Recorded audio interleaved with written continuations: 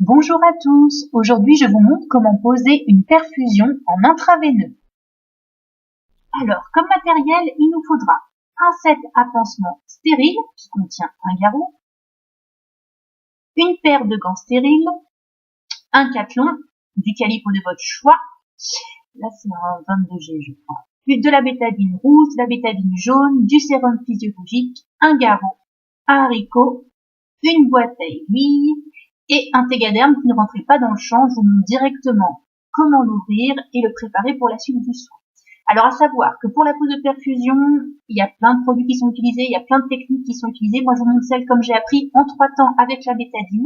Donc je vous conseille de respecter les protocoles des services et d'utiliser les produits spécifiés dans les protocoles. Donc il faut bien respecter le temps de pose et le temps de séchage de chaque produit et de piquer en stérile, c'est le plus important. Donc au début, avant d'utiliser tout le matériel stérile, ce que je vous conseille, c'est de prendre le garrot non stérile et de bien visualiser la veine de votre patient. Parce qu'après, quand vous serez en stérile, ce sera plus compliqué. Donc vous lui demandez bien de serrer le poing et vous visualisez là où vous allez piquer. Donc là, je prends le pli du coude parce que c'est le plus facile, à savoir que c'est une zone à éviter en temps normal parce que dès que le patient plie le coude, la perf ne passe pas. Donc, dans un premier temps, on ouvre le set à perfusion comme on ouvre un set à pansement en respectant le côté stérile du matériel. On retire le champ dont on n'a pas besoin pour le moment, qu'on met sur un côté de la table, toujours sur son côté qui n'est pas stérile.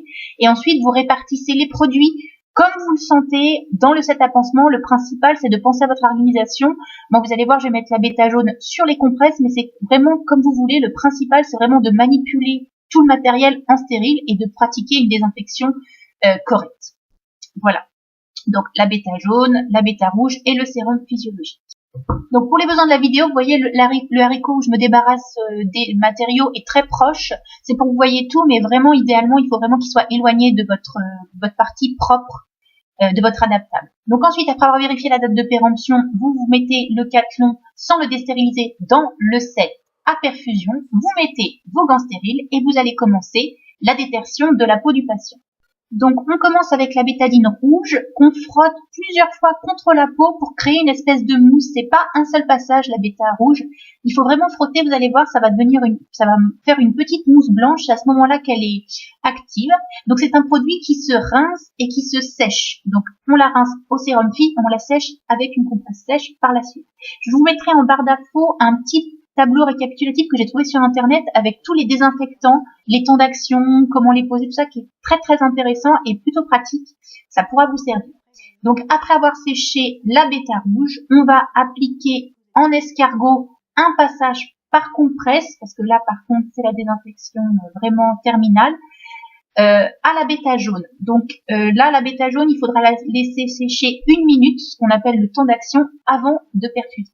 Donc tout au long de la détertion, il faut vraiment faire attention à ne pas toucher la peau du patient avec vos gants pour pas vous déstériliser. C'est important vraiment de piquer en stérile. Si vous avez un doute, on vous reprochera pas de changer vos gants. C'est mieux que vous piquiez en stérile, d'être sûr de piquer en stérile plutôt que vous déstérilisiez et que vous piquiez. Là, par contre, on pourra vous le reprocher. Donc ensuite, vous mettez le garrot pareil, sans toucher à la peau du patient. Je vous avoue, c'est assez fastidieux. Il faut vraiment vous habituer.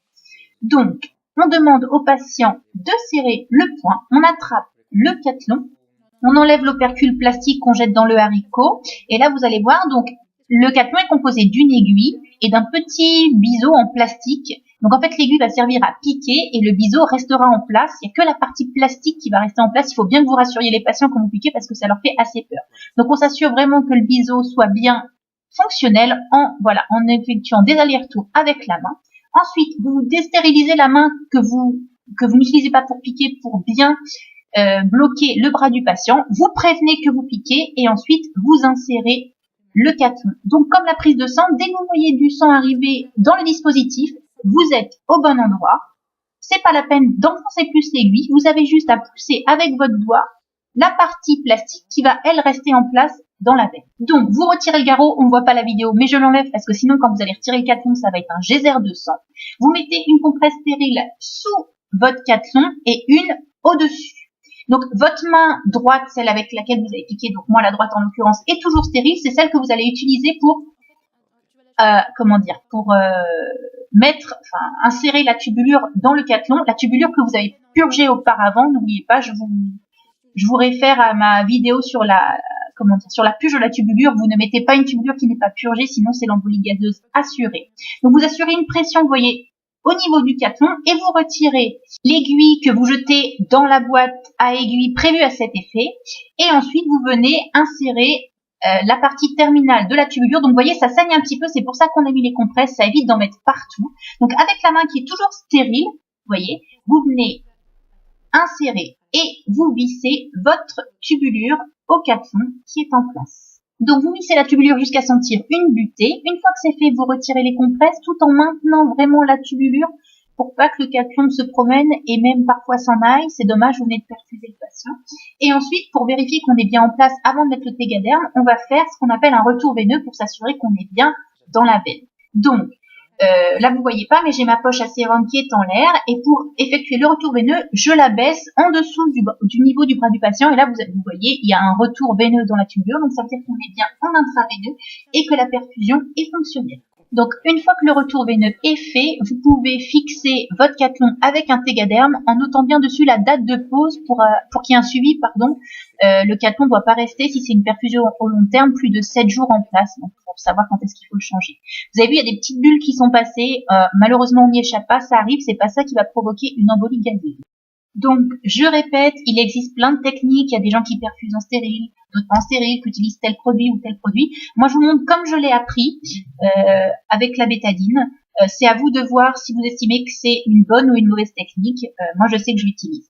Voilà, vous avez posé une perfusion. Je vous dis à bientôt pour de nouveaux soins. Bye bye.